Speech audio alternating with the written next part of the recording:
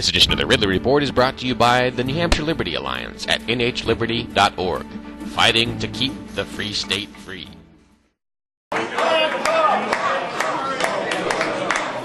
Well, here's a scary phenomenon that's been going on the last week or so, or rather something that's not been going on.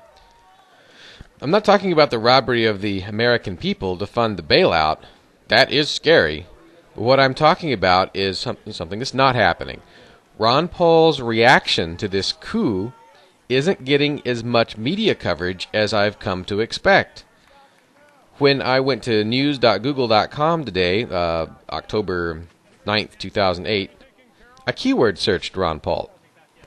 I found less major media coverage of him than usual. Basically, the first 2 pages were minor outlets or local papers.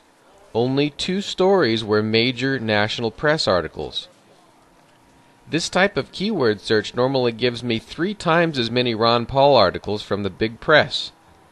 That could mean there is some sort of unofficial blackout going on.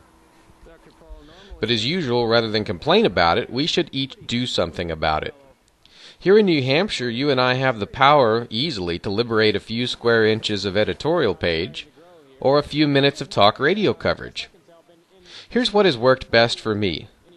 Write a letter to the editor, to the union leader, and keep it under 200 words.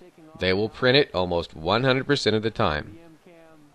Or listen to 107.7 AM. 107.7 FM. If you tune in between 1 p.m. and 5 p.m., you should be able to catch a local show that accepts calls. It's super easy to get on the air, at least during certain parts of these shows. And they often talking about the bailout. I'll include links in the video description for this clip so that you can learn how to do more with this. I called the show the other day and lit into some pundit they had for a guest over at 107.7.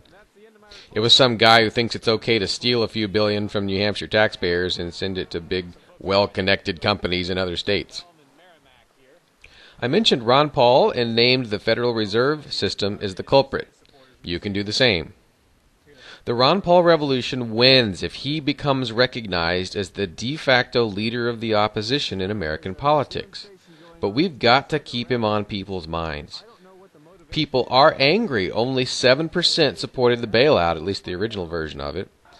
And we've got to help aim the other 93% toward Paul's message. Again, to get a little info about raising hell in New Hampshire through the mainstream press, just see the video description for this clip. This is Dave Ridley signing off this October 9th, 2008 for RidleyReport.com. You know how I'm always talking about the fact that if you go to the State House and you swing your fist, you hit a member of the New Hampshire Liberty Alliance. Well, I've never actually showed you any video of the way the New Hampshire Liberty Alliance is able to just pack the State House full of liberty activists. Take a look at this. On this day, we had about 30 activists, I think, to fight for more freedom in New Hampshire and prevent the State House from passing bad bills. There have been times where we've had more like 50. Here they are meeting with the governor the same day. And they've had quite a bit of legislative success, too. That's why I'm a member of the New Hampshire Liberty Alliance, and hope you will be, too.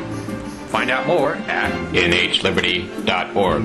nhliberty.org.